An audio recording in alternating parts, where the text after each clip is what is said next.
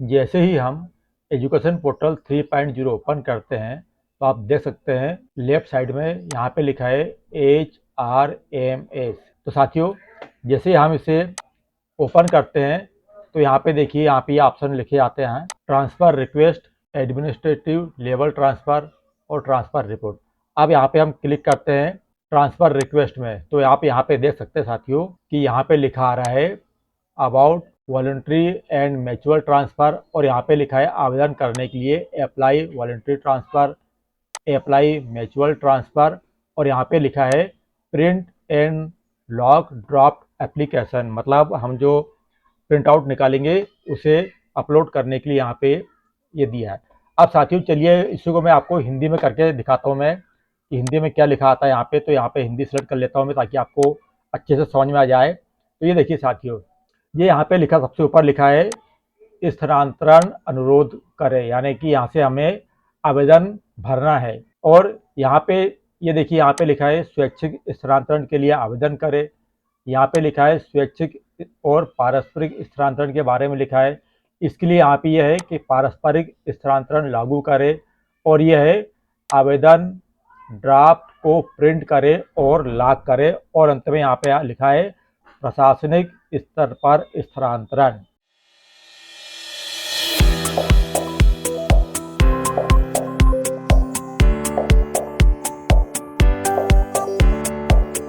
नमस्कार शिक्षक साथियों, मेरे चैनल में आपका फिर एक बार स्वागत है।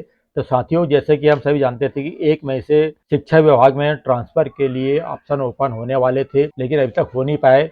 लेकिन साथियों, आप यहाँ देख सकते हैं कि एजुकेशन पोर्टल 3.0 में ये ऑप्शन ओपन हो गए हैं। आपको मैं दिखा सकता हूँ, यहाँ पे जो लिखा है HRMS, यहाँ पे स्वैच्छिक स्थानांतरण, म्यूचुअल स्थानांतरण और प्रशासनिक स्थानांतरण के यहाँ पे ऑप्शन ओपन हो गए हैं, और ड्राफ्ट प्रिंट को लॉक करने का ऑप्शन भी यहाँ पे ओपन हो चुका है।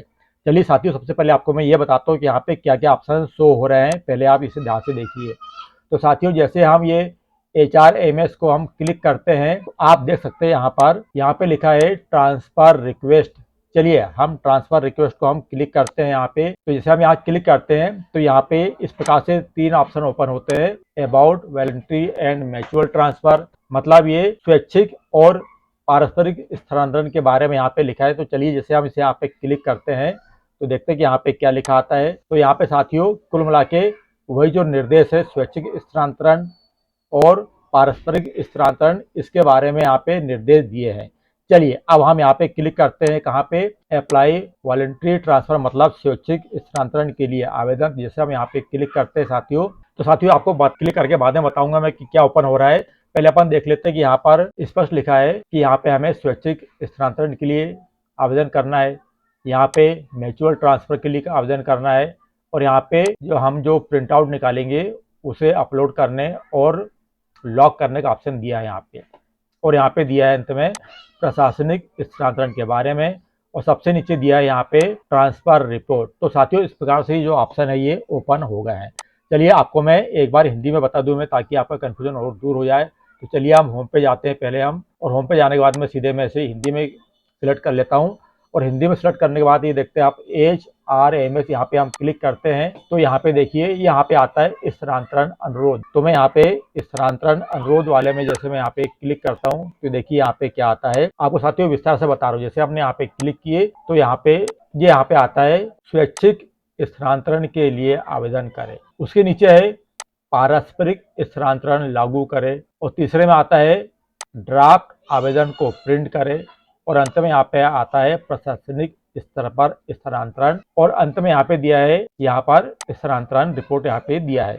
तो चलिए साथियों, अब ये तो यहाँ पे ऑप्शन डल गए हैं, लेकिन साथियों इसमें आपको मैं स्पष्ट बता दूं कि इसमें जो पोर्टल है, आप जब इसमें आवेदन के लिए अप्लाई करेंगे तो ये पोर्टल खुद बता देगा कि आप आवेदन करने के लिए पात्र है या नहीं है। ये पोर्टल आपको खुद बताएगा। कैसे बताएगा साथियों, ये आपको बताता हूँ मैं। और साथियों दूसरी बात इसमें ये भी है कि अभी पोर्टल में डेट को लेके बहुत कंफ्यूजन हो रहा है, क्योंकि जहां तक शासन के द्वारा आदेश जारी किया गया है कि 1 मई से 30 मई तक स्थानांतरण होंगे, और हम सभी इसकी प्रतीक्षा भी कर रहे हैं कि कब पोर्टल चालू हो जाए। और यहाँ पे आप देख सकते हैं यहाँ पे इस प्रकार से यहाँ पे ऑप्शन में जो है वो भी यहाँ पे डल चुके हैं, ओपन हो चुके हैं। तो साथियों आपको थोड़ा सा घंटी की आवाज़ आ रही होगी, क्योंकि घर के पास में ही एक आइसक्रीम बेचने वाला निकल रहा है, तो आप उस घंटी की आवाज़ को आप इग्नोर कर दीजिए साथियों। तो यहाँ देख सकते हैं आप कि यहाँ पे इस प्रकार से जो ऑप्शन है ट्रांसफ़र के, सभी प्रकार के ट्रांसफ़र के ऑप्शन यहाँ पे ओपन हो चुके हैं, लेकिन इसमें डेट को लेकर कन्फ्यूजन हो रहा है। और दूसरा ये भी है, क्या आप ट्रांसफ़र कर सकते हैं, मतलब आवेदन कर सकते हैं, पात्र है या नहीं है, ये भी इसमें पोर्टल आपको खुद बताएगा। तो साथियों चलिए सबसे पहले मैं अपना स्वयं के मैंने लॉगिन आईडी से यहाँ से ओपन किया हूँ। अब मैं देखता हूँ स्वैच्छिक स्थानांतरण के बारे में, क्या पोर्टल ओपन हो रहा है नहीं। जैसे मैं स्वैच्छिक स्थानांतरण आवेदन के लिए जो मैं क्लिक करता हूँ इस वाले ऑप्शन में, साथियों ध्यान से देखिए आप, इस वाले ऑप्शन में यहाँ मैं क्लिक करता हूँ तो देखिए पोर्टल क्या बताता है। यहाँ बता रहा है कि ये स्थानांतरण आपके वर्तमान पद के लिए लागू नहीं है, ये आपको बता रहा है। तो साथियों मैं क्या आपको और बता दूं मैं कि मेरा पद जो है वो सहायक शिक्षक का है, तो अभी सहायक शिक्षक के लिए यहाँ पे ये स्थानांतरण लागू नहीं कर रहा है। तो साथियों एक बात ये हो गई। अब चलिए अपन दूसरा देखते हैं, अपन म्यूचुअल ट्रांसफर के लिए अब ये पारस्परिक स्थानांतरण लागू करें, यहाँ पे लिखा है, इसे मैं क्लिक करता हूँ, मैं देखते क्या आता है। अब साथियों यहाँ देखिए डेट, यहाँ पे क्या लिखा है आप ध्यान से देखिए साथियों, इसी को लेकर बड़ा कंफ्यूजन हो रहा है। यहाँ पे लिखा है स्थानांतरण नीति के अनुसार स्थानांतरण प्रक्रिया 27 फरवरी 2025 से 24 मार्च 2025 तक क्रियाशील रहेगी। तो साथियों इसका आशय मुझे समझ में नहीं आया कि ऐसा यहाँ पे क्या लिखा रहा है। क्या ये इस पोर्टल में पहले से ही ट्रांसफर के लिए डेट निर्धारित की गई थी, या फिर हो सकता है कि बाद में उसे चेंज करके 1 मई से शुरुआत किया जाए। इसमें थोड़ा सा भ्रम बना है। यदि साथियों इसमें जो डेट लिखी है इसके अनुसार ये है कि इस डेट से इस डेट तक के स्थानांतरण होना था, लेकिन स्थानांतरण हुए नहीं। शायद हो सकता है कि उसी कारण से पुरानी डेट यहाँ पे बता रहा है। अब ये हो सकता है कि जैसे भी नई डेट चालू हो, हालांकि 1 मई से साथियों, और जिस समय मैं वीडियो बना रहा हूँ आप यहाँ पे देख सकते हैं कि यहाँ पे आपको तारीख नजर आ रही है लेफ्ट साइड में, देखिए सबसे ऊपर शनिवार 3 मई 2025, इस डेट को मैं वीडियो बना रहा हूं। तो इस डेट तक के लिए साथियों यहाँ पे अभी ये चालू नहीं हो रहा है। यहाँ पे बता रहा है, यहाँ पे आप भी देख सकते हैं कि स्थानांतरण नीति के अनुसार प्रक्रिया 27 फरवरी से 24 मार्च तक लागू रहेगी। लेकिन अभी हो सकता है साथियों कि पोर्टल में अपडेट चल रहा हो, इस कारण से डेट जो है वो डिक्लेयर ना हुई। जबकि यहाँ पे आप देख सकते हैं कि यहाँ पर जो ट्रांसफर ऑप्शन जो है वो सभी प्रकार के यहाँ पे ओपन हो चुके हैं। तो चलिए साथियों ये तो आपको मैंने बता दिया, मैंने ये हिंदी में, यदि मैं इसे इंग्लिश में करूँ तो आपको थोड़ा सा क्लियर हो जाएगा साथियों। चलिए मैं इसे इंग्लिश में कर देता हूँ, और आप देखिए यहाँ पे ये यहाँ पे भी सब वही इंग्लिश में भी लिखा आ रहा है। यहाँ पे आप देख सकते हैं, यहाँ पे सभी प्रकार की यहाँ पे जानकारी ओपन हो चुकी है। अब चलिए साथियों अब आपको मैं बताता हूँ, जैसे मेरा पद सहायक शिक्षक का है तो इसमें ट्रांसफर का ऑप्शन बता रहा है कि मैं पात्र नहीं हूँ। चलिए मैं किसी अन्य हमारे साथी का मैं लॉग इन करके देखता हूँ कि उसमें क्या बता रहा है। चलिए साथियों मैं अब अपने स्टाफ के अन्य मेंबर का मैं लॉगिन कर लेता हूं। तो साथियों मैंने हमारे स्टाफ के एक प्रयोगशाला सहायक है, उनका मैंने लॉगिन आईडी यहाँ पे डाल के मैंने ये पोर्टल ओपन किया हूँ। तो चलिए हम देखते हैं क्या उनके बारे में पोर्टल क्या बता रहा है। तो चलिए सबसे पहले मैं स्वैच्छिक स्थानांतरण वाला जो ऑप्शन है इसे मैं ओपन करके देखता हूँ, देखते हैं क्या बताता है वो। तो देखिए साथियों ये भी यहाँ भी लिखा आ रहा है, ये स्थानांतरण आपके वर्तमान पद के लिए लागू नहीं है। जबकि ये प्रयोगशाला सहायक वर्ग 3 का है, इसमें भी यहाँ पे लागू नहीं बता रहा है। चलिए मैं अगला मैं हमारे यहाँ पे जो वर्ग 2 के जो कर्मचारी है उनका मैं यहाँ पे आईडी डाल के देखता हूँ, देखते कि उसमें क्या बताता है। तो मैंने हमारे स्टाफ मेंबर के मैंने जो वर्ग 2 में जो कार्यरत है एक शिक्षक, उनकी मैंने यहाँ पे यूजर नेम पासवर्ड डाल दिए हुए मैं। अब इसे मैं लॉगिन कर रहा हूँ, देखिए आपके सामने जैसे हम लॉगिन करते हैं तो फिर वही पेज ओपन हो रहा है। अब मैं यहाँ पे क्लिक करता हूँ HRMS में, जैसे मैं यहाँ पे क्लिक करता हूँ साथियों तो यहाँ पे देखिए फिर यहाँ पे वही ऑप्शन में क्लिक कर रहा हूँ मैं, अप्लाई वॉलंटरी ट्रांसफर, मतलब स्वैच्छिक स्थानांतरण के लिए आवेदन के लिए यहाँ पे मैं अप्लाई कर रहा हूँ। देखिए क्या ऑप्शन आता है यहाँ पे।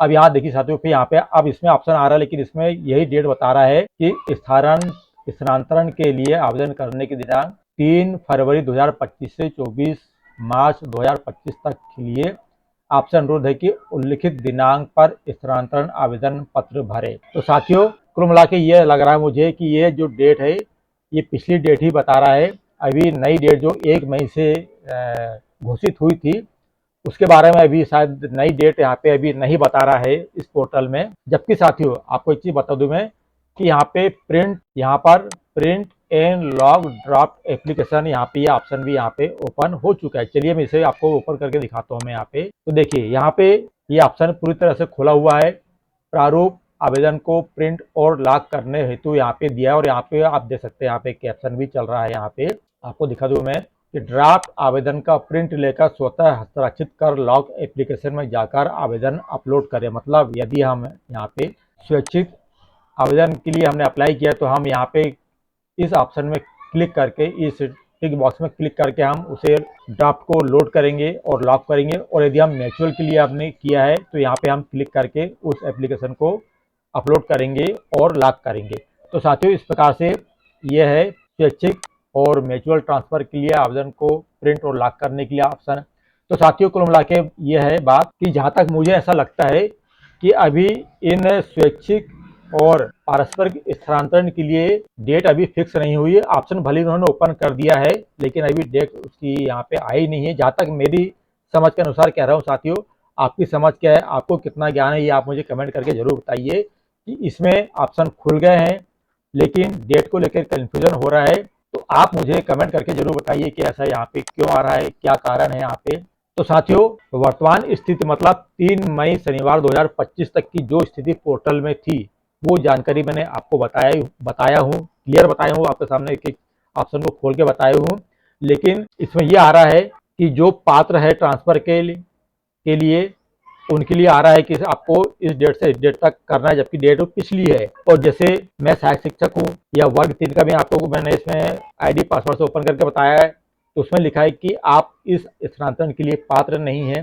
तो साथियों, ये सभी प्रक्रिया जो है कंफ्यूज करने वाली है।